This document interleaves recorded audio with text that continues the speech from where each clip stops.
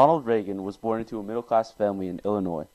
In high school, he excelled in school, sports, and acting, giving him vital communication skills and the ability to work with others, tools that he would use very well in the White House.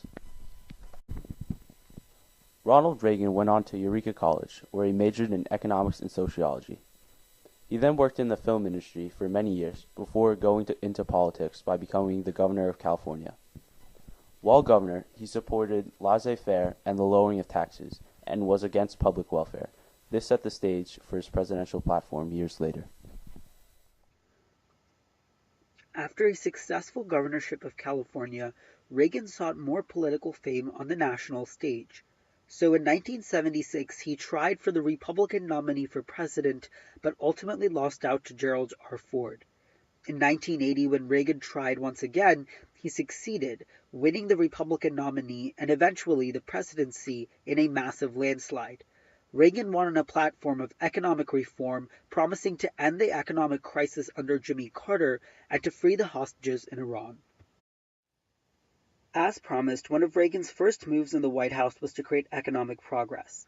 He did this through the Economic Recovery Tax Act of 1981, which lowered the tax rate on the top income bracket of Americans from 70% to 50%, and followed this up with another bipartisan tax reduction legislation in 1986.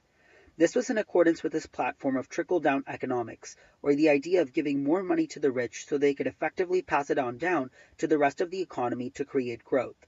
He cut funding for most public welfare and social safety net programs, with a notable exception being Social Security. Moreover, Reagan also deregulated banks and other industries to help capital flow more freely in the American economy. At the same time, he ramped up military spending as a part of Cold War efforts. This imbalance in federal spending led to a massive increase in the federal deficit in just a span of 8 years. At the time, Reagan's economic policies were incredibly popular, and they ended up in him winning the 1984 presidential election by the largest margin in U.S. history.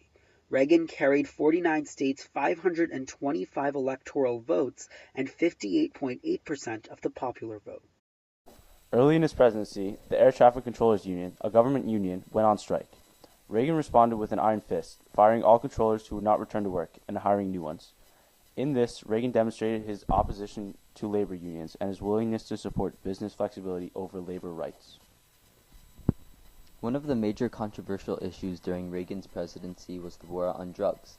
The drug enforcement bill Reagan signed made the punishment for drug use more strict. The bill was ineffective and ended up putting more African Americans than whites in jail. In another reform, Reagan passed the Immigration Reform and Control Act, which made it illegal to knowingly hire illegal immigrants, but gave legal status to illegal immigrants already in the country before 1982. Critics argue that it did very little to strengthen our borders and deter illegal immigration. When concerned with foreign policy, Reagan was primarily focused on the prevention of communist expansion. This was shown by the strong financial and military support of the Contras against the communist Nicaraguan government, the aid given to the government of El Salvador in their fight against the communist guerrillas, the U.S. invasion of Grenada when that nation was perceived as falling under Cuban domination, and the support given to rebels fighting Soviet troops in Afghanistan. In response to a terrorist attack on American soldiers in West Germany, Reagan made a bombing campaign in Libya. The UN and the public condoned this action. The darkest hour of Reagan's term was the Iran-Contra affair. America was involved in trading weapons to Iran during a weapons embargo on Iran. They did this in hopes of freeing hostages in Lebanon. The people holding the hostages were believed to have ties with Iran. Then, the U.S. used this money to fund Contras in Nicaragua, which was illegal. Although Reagan was proven to have no knowledge of this, the people giving the money to the Contras were indicted for their offenses, and in the end, this was a scarring event on American foreign policy. Reagan's administration escalated the Cold War through the strategy of confrontation. He increased military spending and tried to put pressure on the Soviet state and economy. Reagan also started the Strategic Defense Initiative, which would be a shield against nuclear warheads. The Cold War did eventually settle at the end of his term, however, because of the decline of the Soviet economy. Reagan's presidency had a lasting impact. His tax cuts became the core of future conservative fiscal policy. In addition, he was the first president to choose a female Supreme Court judge, Sandra Day O'Connor. Reagan also had very high approval ratings and became an iconic figure for American republicanism.